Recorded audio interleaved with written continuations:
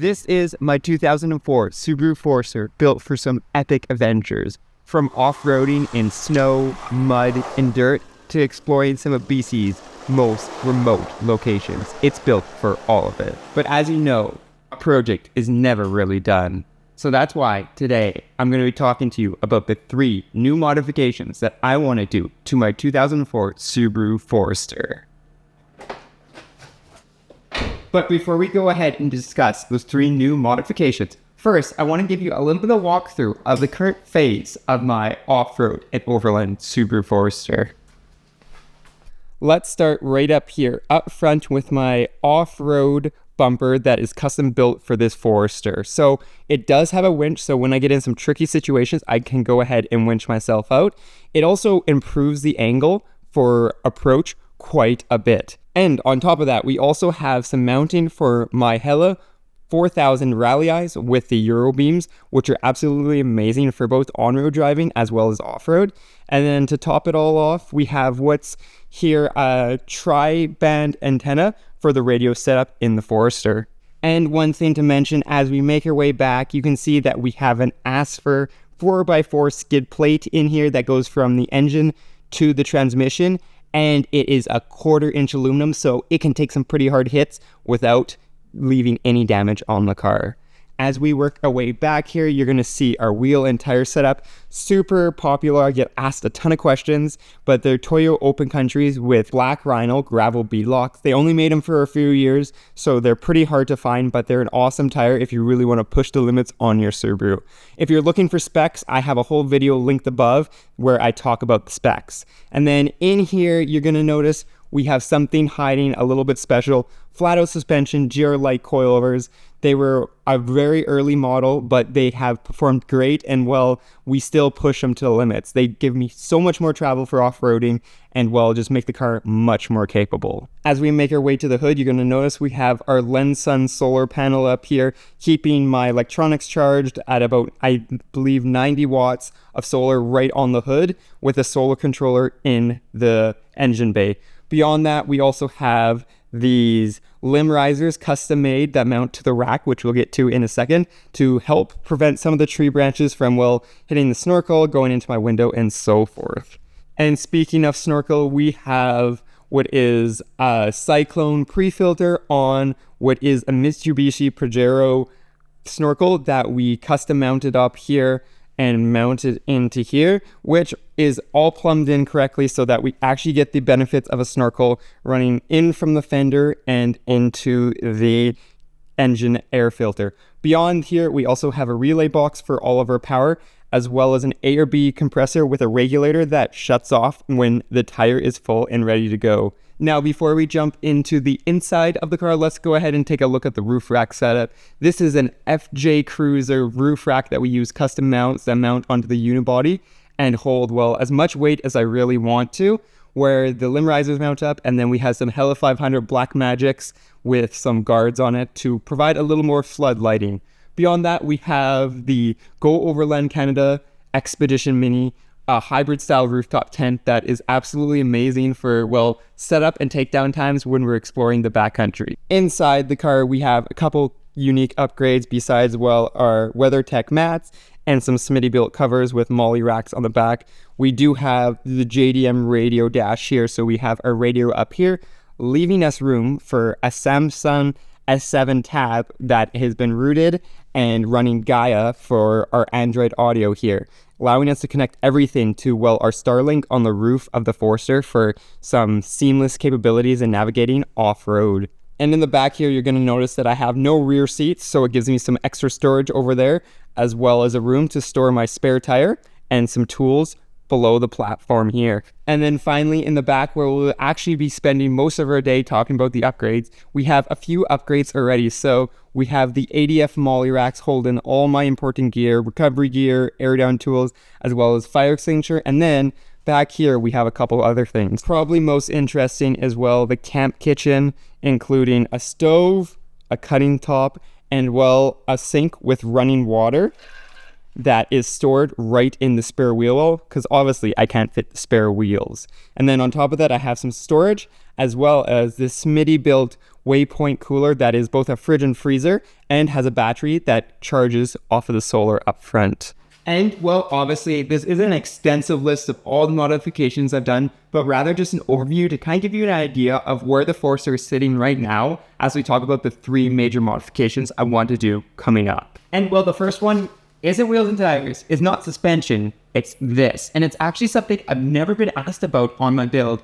Out of everything that people have been asking about new modifications, I haven't been asked about this one. But this is something that for me in particular is really important. So we're looking at doing a custom rear bumper. The issue with the bumper right now is, well, it's fallen off quite a bit compared to what it's supposed to sit like, just because of all our adventures, especially in the winter, with the ice shelves hitting the rear bumper here and, well, pushing it off of its mounting positions.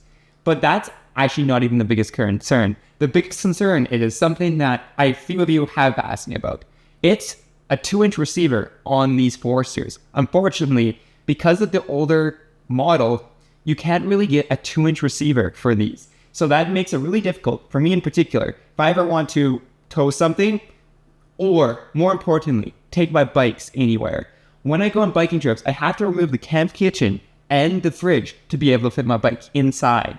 And if we're going on longer trips, like let's say we go to Revelstoke, Fernie, or even Whistler, I can't do that. I need my camp kitchen set up in the car. So that is the most important thing. We want to go ahead and put a 2-inch receiver on this. And well, I could figure out how to take a 1¼ inch, which is available, and cut it up and put a 2-inch receiver on it. It still isn't going to be the best solution just because, well, as I said, the bumper does get hit quite a bit. And on top of that, just with a 2-inch receiver and a custom bumper, we can do some more creative things. I want to get that spare tire out for my other modifications, giving me more room in the Forester. And that means, well, we need a spare tire carrier on the outside because there is no room for one of these tires in the spare wheel well. So with a custom bumper, we can do a swing out that not only swings out our bikes so that we can still use the camp kitchen, but also swings out a spare tire so that we're able to carry a full-size spare with a wheel on our trips. And just like I mentioned, the next modification involves, well, where I store my spare tire, but really the whole interior of the Forester generally. And that is, well, we are going to do a full car camping setup. This is great for being able to camp and go on some epic adventures. But I really want to take it to the next level where we're spending more than just a couple days on the road or even a week on the road. How about we try to spend a couple weeks on the road, maybe even a month on the road? What does that look like? What do we need in this Forester to make that happen? And well, the rooftop tent is great for camping and exploring some really nice places, especially if we're doing winter camping or if we're camping somewhere where maybe it's a little bit of a stealthy camp or it's just really bad weather. The tent maybe isn't the best option. And that's why I want to do a full car camping setup in my Subaru Forester. I've already started working on it. If you're a member, you've probably seen some of the behind the scenes of designing that. And well, we're just really waiting on one critical piece of that. And it's going to be a little bit of a teaser here, extruded aluminum, a full extruded aluminum setup. So actually all of this is going to eventually go and we're going to have something completely different that kind of takes this iteration and evolves on it. We're going to be looking at having a platform bed right here that sits kind of in this area so that we can go ahead and camp when we need to, when we're not using the tent. It's going to also include a ton more storage. The Forester right now isn't really weighed down. We got some pretty nice springs in here and there isn't a ton of weight in this Forester. So we do have a room to add a little more capacity. And well, we're going to need that if we're going to be doing our longer trips. And with longer trips, well, obviously, as I said, we're going to need more gear. So that's kind of the way we're looking at it. We're building and we're optimizing every little nook and cranny we have in this Forester. This Forester isn't a Sprinter van, so we have to be very careful of how we're using, well, every little space in this car. And as I said, I've got a pretty good design. I'm pretty happy about it. We just love waiting on those final pieces to make it happen. But that is my second modification, a full car camping setup in here. And the car camping setup really leads us to our final modification that I want to do in the next phase of the Forester build. And that is, well, because we'll have an epic car camping setup with, as I said, drawers, a fridge, a sleeping setup, and, well, optimized storage, we're going to have room for what I'm calling the power solution. I do have the solar on the hood, which is great for, well, keeping this fridge cool. It does have a small battery that runs for about a night off of the solar when it's charging. That said, if we're going on longer trips, maybe we're staying at a place for one night or a couple nights and we don't get good solar, or we're not driving and it doesn't charge up the battery in the fridge, we're going to need more than just the little battery in here. And on top of that, to film videos for you guys, between this camera, my 5 other cameras, lights, and all that, we use a ton of power on our trips. So I need some way to charge that so I can keep you guys informed and we'll keep producing these videos. So the next solution is, well, a power delivery setup. And it's going to look a lot like a van setup, honestly. But we're going to have to just make sure that it fits, well, in the confines of the Forester. We're looking at least a couple hundred amp hours of batteries, as I said, typically for off-road and adventure vehicles, but we'll be building it into the Forester. Outside of that, we'll be including some more solar on the roof of my tent to obviously get that solar capacity up a little bit so that when we do have the sun, we can go ahead and replenish our supply, as well as a way to charge off the alternator and ways to distribute power between plugs and to run power to all of our devices. We're going to have quite the power setup in the Forester. And well, we should probably do something about the check engine light on the Forester as well. So we got lots of maintenance ahead of us. With that said, don't forget to subscribe so you don't miss any of these modifications, or as I said, all the maintenance we have planned.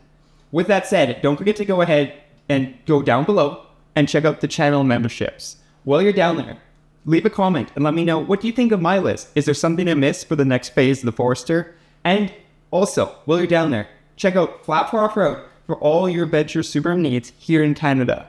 And I'll be seeing you on, well, the next modification or adventure in the Subaru Forester. Or maybe the SI.